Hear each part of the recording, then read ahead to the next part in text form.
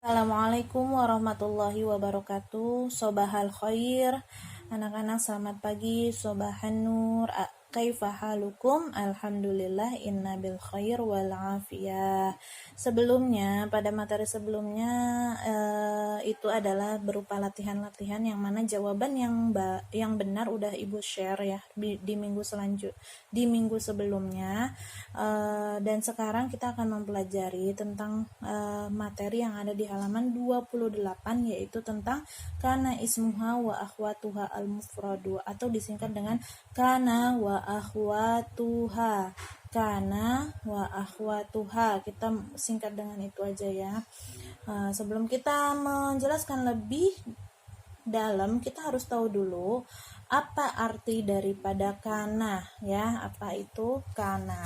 Nah, sini Ibu ada coret-coretan. Mudah-mudahan bisa membantu anak-anak untuk mempelajari kana wa akhwatuha ini. Sebenarnya agak jelimet karena anak-anak juga belum belum ada pengetahuan dasar tentang materi-materi yang harus diketahui sebelum mempelajari kana wa akhwatuha ya. Karena untuk mempelajari kana wa akhwatuha kita harus mempelajari dulu apa itu mubtada wa khabar, apa itu jumlatul ismiyah, apa itu jumlatul fi'liyah. Tapi insyaallah Ibu nanti akan menjelaskan sedikit aja ya, agar bisa memahami materi kana wa akhwatuha.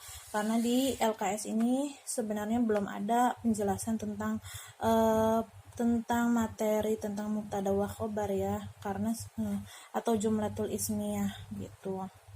Harusnya ada penjelasannya. Nah, di sini maka Ibu kasih tambahan penjelasan, maka diharapkan anak-anak agak fokus nanti mendengarkan penjelasan ini. Oke, baiklah kita mulai. Apa itu kana? Kana itu adalah kana huwa fi'lun madhi naqisun yarfa'ul isma wa yansibul khabar. Fi'lun madhi naqisun. Berarti kana itu termasuk fi'lul madhi. Udah tahu kan anak-anak, fi'lul madhi adalah kata kerja yang sudah terjadi atau yang terjadi di masa lampau ya. Berarti kana ini termasuk fi'lun madhi naqisun atau disebut sebagai nawasikh. Nawasikh itu artinya menghilangkan. Kenapa disebut sebagai fi'lun madhi yang menghilangkan? Karena dia menghilangkan tatanan hukum yang ada pada mubtada wa khobar. Tatanan hukum yang ada pada mubtada wa khobar. Nah, apa sih mubtada wa khobar? Nanti kita akan belajar Ibu kasih tambahan ya tentang materi mubtada wa khobar. Nah, sebelumnya kita preteli dulu pengertian ini, kita lanjut ya. Dan yarfa'ul isma wa yansibul khobar. Nah, yarfa'ul merofakkan ism dan menasobkan khobar. Merofakkan ism, apa itu ya merofakkan? Merofakkan itu bisa disebut sebagai marfu atau mendomahkan ya. Mendomahkan ism ya, mendomahkan ism atau menasobkan atau memangsubkan. Mangsub itu atau menjadi fathah atau menfathahkan khobar gitu. Jadi maksudnya yarfa itu adalah marfu, dan marfu ini maksudnya adalah dimana kata itu terakhirnya harus doma, dan kalau mangsub itu dimana kata tersebut terakhirnya harus fathah. Jadi mendomahkan ism, fungsinya mendomahkan ism dan menfathahkan khobar. Bu, apa itu Bu ism? Apa itu khobar? Nah, itu dia. Jadi di sini kan nggak ada di LKS, maka nanti Ibu akan kasih penjelasan. Mubtada wa khobar itu termasuk jumlatul ismiyah ya. Jumlatul ismiyah. Jadi anak-anak, untuk kana ini hanya bisa masuk kepada kalimat yang mengandung mubtada dan khobar.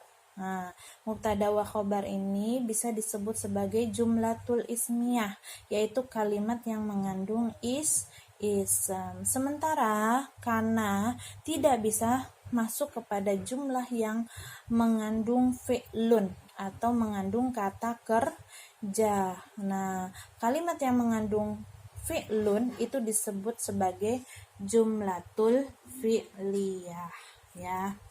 Nah, jadi sebentar. Jadi karena hanya masuk kepada jumlatul ismiyah ya, dan tidak bisa masuk kepada jumlatul fi'liyah, tidak bisa. Nah, hanya bisanya di jumlatul ismiyah. Jadi kalimat yang mengandung mubtada wa khabar. Apa itu mubtada? Mubtada adalah al-ismul marfu fi awalil jumlah. Al-ismul marfu fi awalil jumlah. Nah, ini dia ada ism. Sebenarnya ism itu apa sih sebenarnya? Ism itu adalah pokoknya kata benda ya. Yang termasuk kata benda. Semua jenis kata benda termasuk ism. Atau semua kata sifat juga termasuk ism kata sifat ya. Contoh misalkan kata benda itu apa aja sih?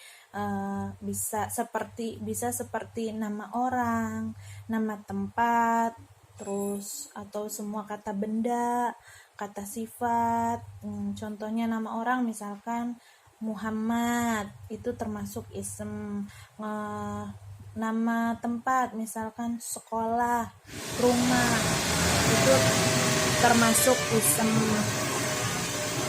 Kata benda misalkan pulpen, buku, itu termasuk kata benda, berarti termasuk ism juga. Nah, jadi yang ada jadi ism marfu, ism yang berharokat dhammah di awal kalimat. Ism yang berharokat dhammah di awal kalimat itu disebut sebagai mubtada. Dan sekarang khobar. Apa itu khobar? Ismul marfu musnadu ilaih. Ism yang berharokat dhammah yang bersandar kepada mubtada atau yang memberitakan keadaan mubtada atau yang mengkhobarkan keadaan mubtada. Jadi mengkhobarkan keadaan mubtada. Kita ambil contoh misalkan Muhammadun sholihun. Muhammadun itu mubtada karena dia termasuk ism yang di awal kalimat ya. Dan sholihun itu adalah khobar karena dia kata sifat ya. Kata sifat kan termasuk ism. Ism yang berharokat dhammah yang mengkhabarkan keadaan Muhammad. Maksudnya berarti Muhammad itu seorang anak yang soleh. Nah, maka Muhammad sebagai mubtada, sholihun sebagai khobar. Muhammad termasuk ism, sholihun juga termasuk ism, hanya posisinya berbeda. Muhammad mubtada, sholihun khobar. Dan kalimat inilah yang disebut sebagai jumlatul ismiyah. Apa itu jumlatul ismiyah? Kalimat yang mengandung ism ya, ism ya. Jadi kalau ada kalimat yang mengandung kata kerja namanya jumlatul fi'liyah.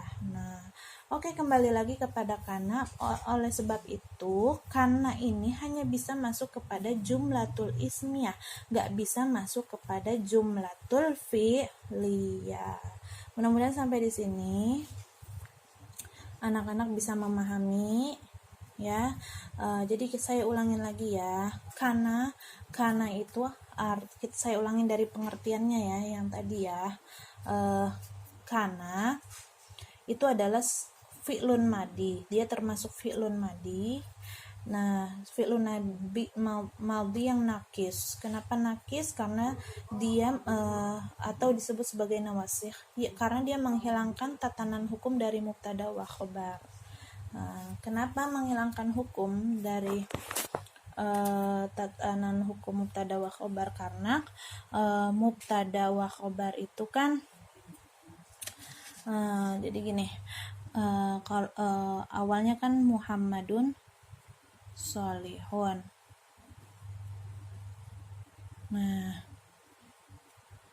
ya, sebelum awalnya Muhammadun Sholihun. Ketika masuk kana Muhammadun Sholihan. Nah, awalnya dia mubtada wa khobar. Dia awalnya dia masih marfu atau masih domah, semuanya masih domah. Ketika masuk kana, maka berubah tatanan harokatnya, mubtada ininya menjadi domah dan khobarnya menjadi fathah, ya. Kembali lagi ke sini ya. Yarfa'ul isma wa yansibul khobar. Karena itu memiliki fungsi mendomahkan ism dan mendomahkan ism dan menfathahkan khobar. Nah, jadi masuk tadi ya penjelasannya ya, bahwa dia mendomahkan ism. Nah, maka ini disebut sebagai ismun kana, dan ini sebagai khobarun kana. Nah, sebelum kana dia itu sebagai mubtada. Ini khobar. Tapi setelah masuk kana, dia Muhammad sebagai ism kana, Sholih sebagai khobar kana, dan harokatnya pun berubah. Muhammad menjadi domah, Sholihnya menjadi fathah karena masuk kana, ya. Seperti yang tadi saya bilang, karena fungsinya kana itu menfathahkan ism dan mendomahkan ism dan menfathahkan khobar. Tuh, maksudnya seperti itu, ya. Sampai di sini sudah mulai ada gambarannya tentang kana wa akhwatuha, dan mudah-mudahan anak-anak semua paham. Selanjutnya saya akan menjelaskan tentang kana wa akhwatuha.